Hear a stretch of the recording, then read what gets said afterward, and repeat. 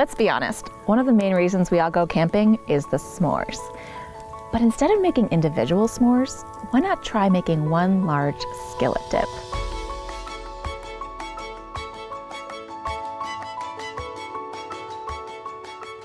S'mores are actually quite a simple dessert to make, which is why they're so easy to make while you're outside camping. Chocolate, graham crackers, and marshmallows are all you need to make this classic indulgence. It's really simple. All you do is take 4 chocolate bars and break them up into the bottom of a cast iron skillet, and on top of that, you just layer marshmallows. Now, if you really want to mix it up, you could use Reese's, which is a little bit of a peanut chocolate flavor. You can do half and half, so you have something for everyone. Grab your lid, and now let's place it on the fire.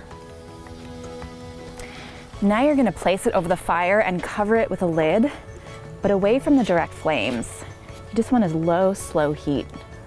It's kind of trial and error learning to cook something like this over a campfire, but with only 10 minutes of gentle heat, you should be able to melt everything just fine. Just be sure not to leave it on so long or close to the heat that the chocolate burns.